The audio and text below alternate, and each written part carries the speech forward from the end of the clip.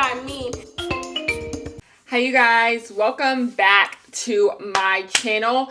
As you can tell by the title of the video in some way, maybe you can't tell, I never know what I'm going to title these videos. I want to talk about Emma Chamberlain and influencers being invited to big social events and pretty privilege, because I feel like a lot of people have frustrations with things that they don't realize they participate in. There are a lot of systematic disadvantages that people are in, and sometimes I feel like in an effort to get ahead of the system, a lot of people don't realize they are participating in the system, and even though they are getting a leg up on people lower than them, people higher than the person getting the leg up on the smaller people are getting a leg up on you. That probably made no sense. Basically what I'm saying is, just because you are getting some systematic advantage over someone, it doesn't mean that someone isn't above you getting systematic advantages. That's why you have to be mindful of what you endorse, what you're okay with, and acknowledge where you have privileges. Because when you acknowledge where you have privileges and not being just simply okay with that privilege, everyone has privilege. Everyone has some type of privilege for the most part.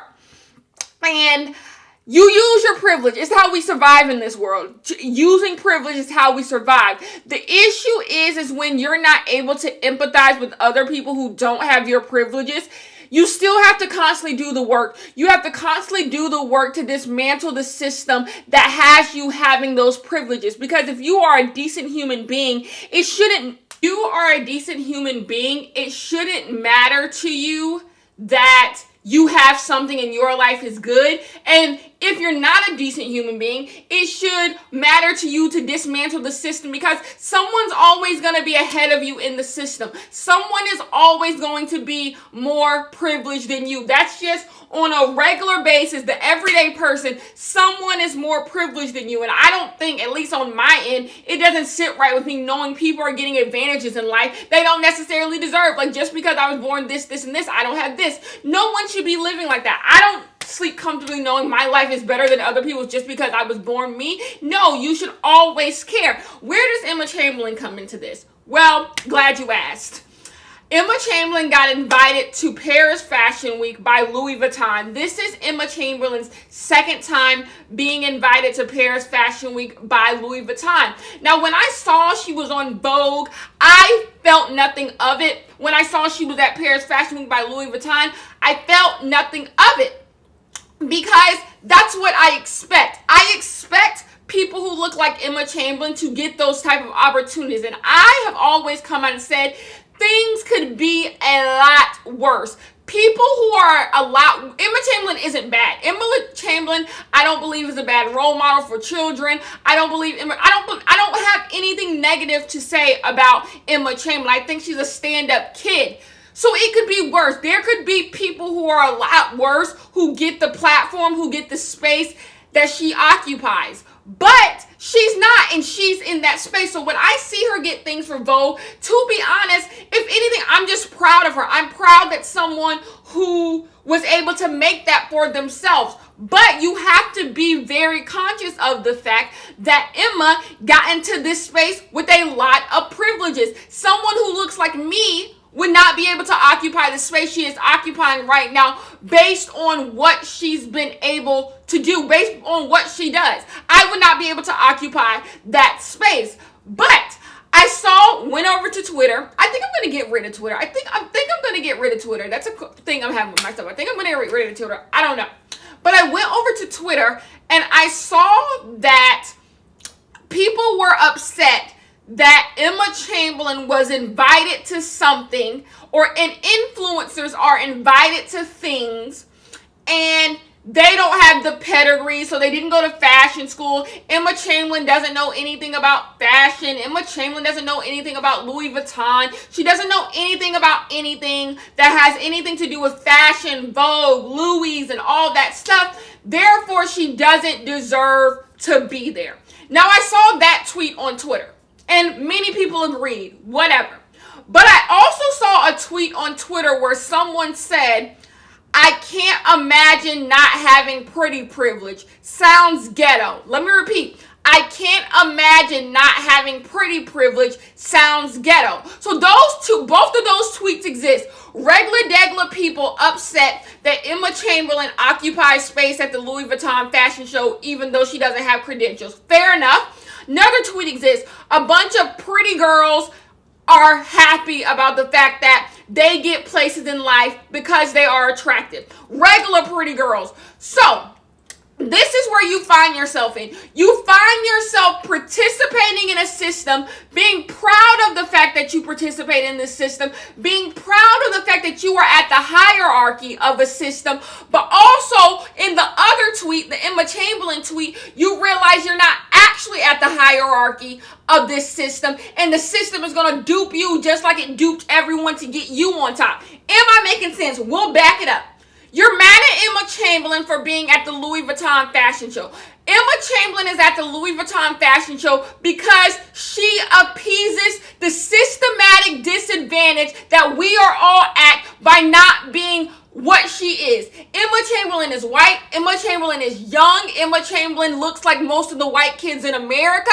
She fits the mold of what is seen as pretty. The thing is, I think people don't understand what pretty privilege actually is. It's not just you're attractive and you get what you want. No, pretty privilege is appeasing standards of how people should look. I can think someone is drop dead gorgeous, but if they don't appease the standards of what the system, which we know what the system is, what the system believes is attractive, they don't get things. Just because you get free drinks at McDonald's because the dude in the cashier line thinks you're cute, doesn't mean you have pretty privileges. It does not. Yes, it does, but it doesn't. That's so minute to what the big thing is. So when you agree with a tweet that says, can't imagine not having pretty privilege, must be ghetto, you find out very quickly just how ghetto it can be. Emma Chamberlain has the ultimate pretty privilege. And you think just because people around your town think you're cute, you get free drinks at parties, people give you free weed and all this stuff, you're attractive, but you're not. And when you tweet things, and that tweet bothered me so much about the pretty privilege thing, I'm just like, just because you benefit from a system doesn't mean you don't do the work to take down the system. Like, first of all, number one thing, you're not going to be pretty forever. Like, if you think you have, and a lot of people think they have pretty privilege who don't, but that's another conversation for another day.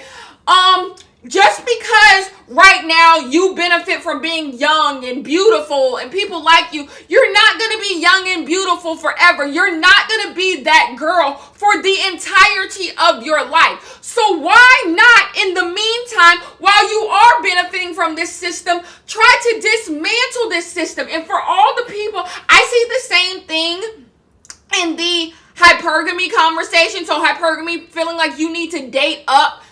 Oh, men want pretty girls, so I'm pretty, so I should date men who have money and power.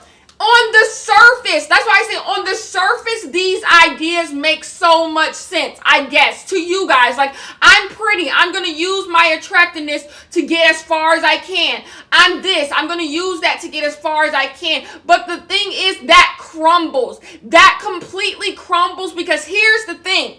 Emma Chamberlain is white. She's American. She's a white girl.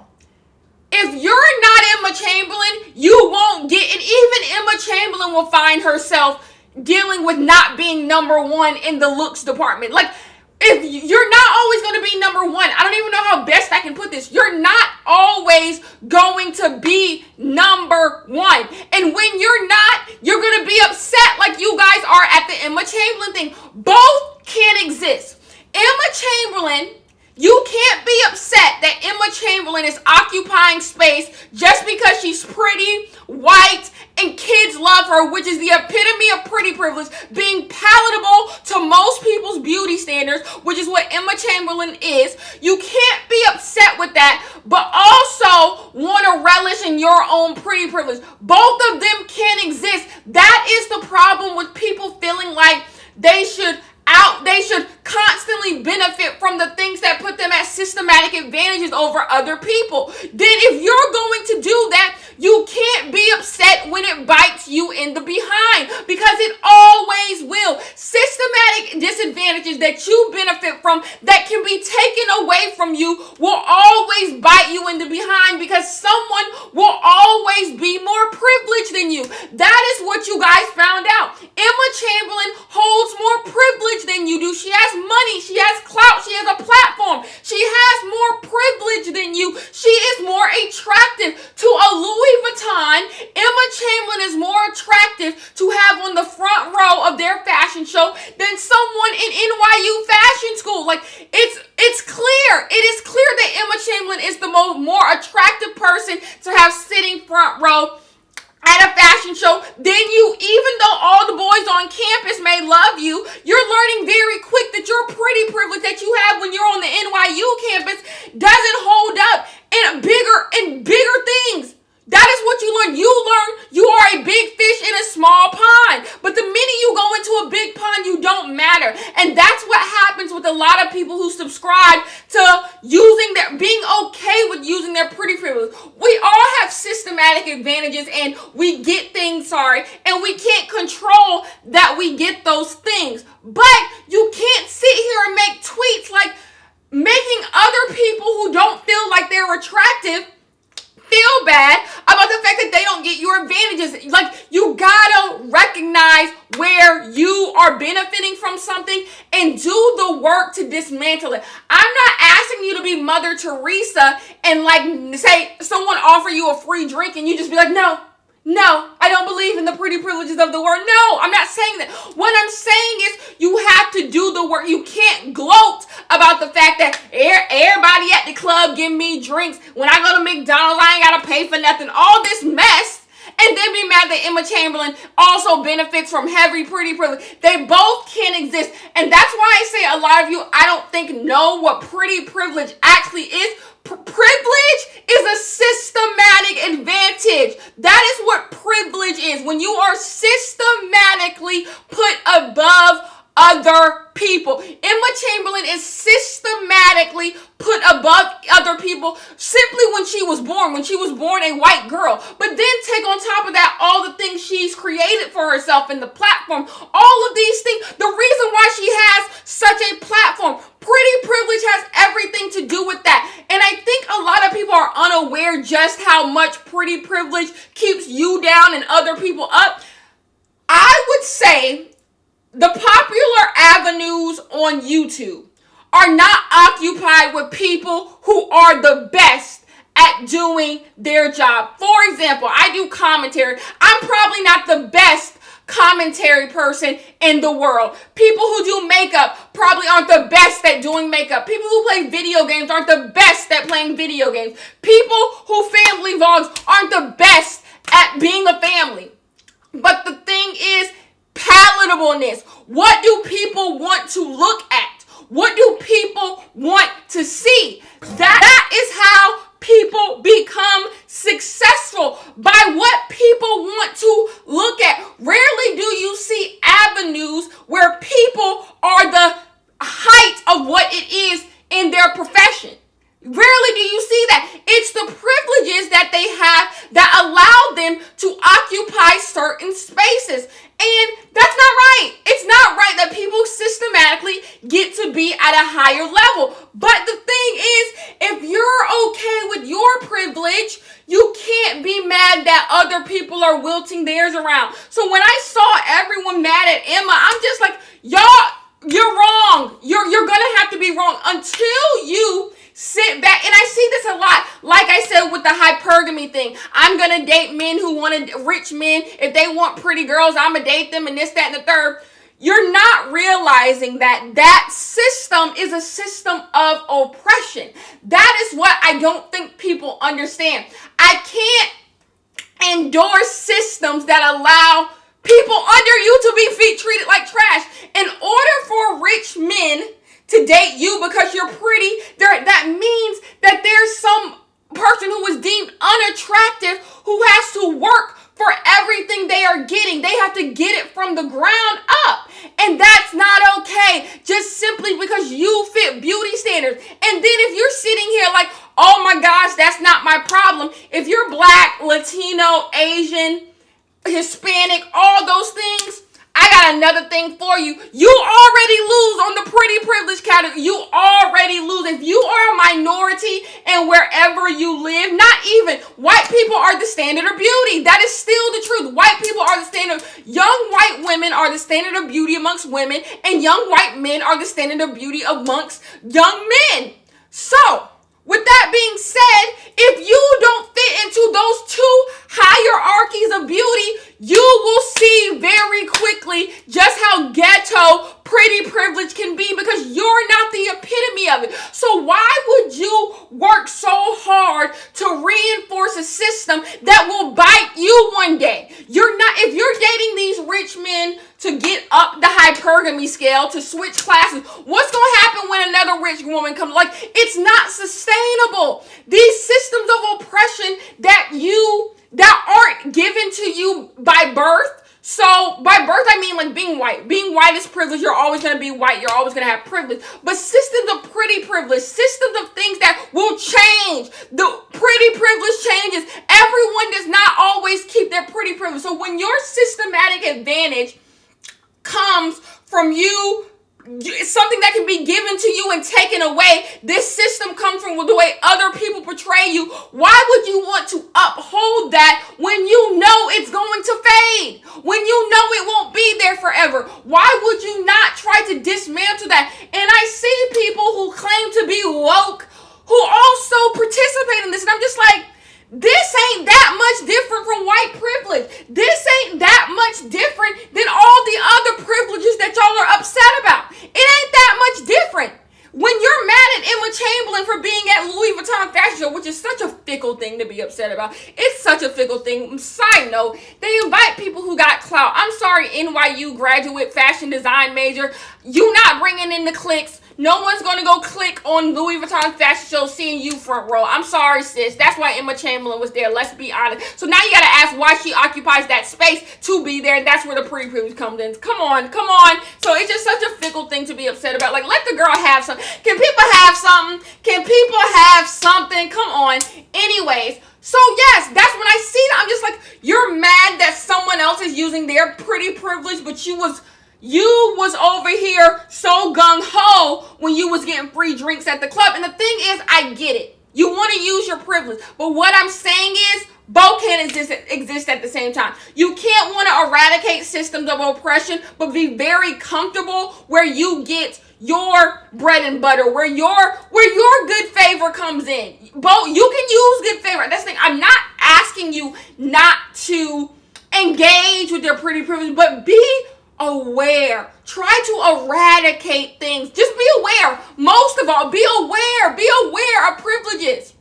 Because if you're not sitting at the top of the totem pole, your day comes. Your day comes. So no, I can't endorse systems. I don't endorse pretty privilege. I don't endorse hypergamy. I don't endorse all of these things that leave people at the bottom, that leave all of these things where a system is at play and there's haves and have-nots. I can't outwardly endorse something like that because there's and a lot of people out of self-preservation do these things, and I understand self-preservation is important, but they don't realize the backs they're stepping, what that means for other people, what that means for everyone else. And yes, it's minute, but Emma Chamberlain being front row at Louis Vuitton, that's what it means for everyone else. That people who are guests are more deserving, don't get things. And that's what I want people to realize. So this isn't a drag on Emma. Like I said, I have no problem with Emma Chamberlain being front row at Louis Vuitton. Get it how you live it, sis.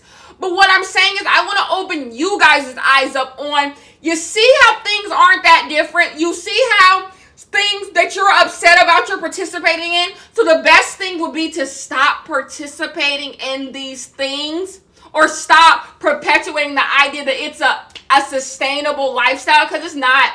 It'll go. Someone else will be on the hierarchy and you're going to feel bad. You're going to feel ghetto like y'all thought pretty privilege was. Come on.